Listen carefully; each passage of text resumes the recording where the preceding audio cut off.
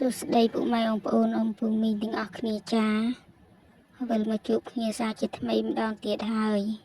ជាមួយនឹងដំណើរឆ្នោតវៀតណាមប្រចាំថ្ងៃសូមបងប្អូនជួយចុច Subscribe និងរូបកណ្ដឹងម្នាក់មួយផងដើម្បីទទួលបានវីដេអូថ្មីមុនគេ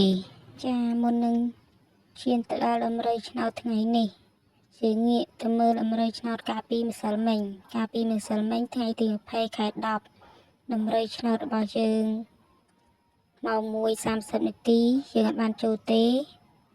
យើងងាកទៅមើលម៉ោង 4:30 នាទីម្ដងម៉ោង 4:30 នាទីយើងចូលលេខអូខ្ទង់0ចូលចាំ04ប៉ុសេនិងលេខត្រេង4គ្រាប់យើងអាចបានចូលដែរលេខធំក៏យើងអាចបានចូលចាម៉ោង 6:30 នាទីក៏យើងអាចបានចូលដែរពីម្សិលមិញដូចខ្ញុំបានជម្រាបបងប្អូនអញ្ចឹងដំណើរឆ្នោតយើងមិនច្បាស់ 100% ទេមានចូលចំខ្លះអត់ចំខ្លះ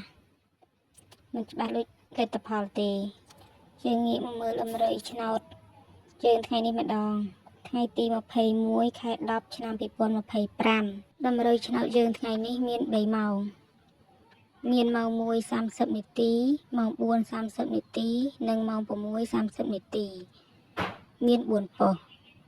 ប៉ុស្តិ៍ A B C D ថ្ងៃនេះយើងមានលេខតូចអូខ្ទង់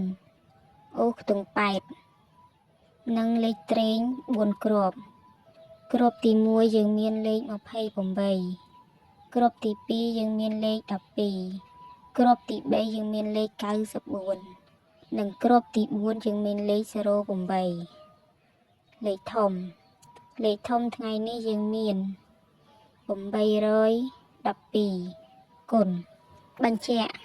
លេខតូចអូខ្ទង់ថ្ងៃនេះយើងមានអូខ្ទង់8និងលេខត្រេង4គ្រាប់គ្រាប់ទី1មានលេខ28គ្រាប់ទី2មានលេខ12គ្រាប់ទី3មានលេខ94និងគ្រាប់ទី4មានលេខ08លេខធំថ្ងៃនេះយើងមាន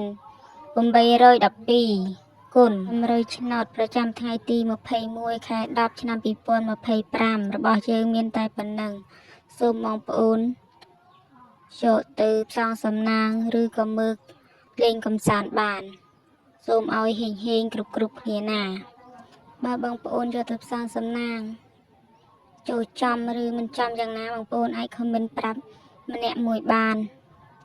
សូមអរគុណច្រើនបងប្អូនសូមឲ្យហេងណា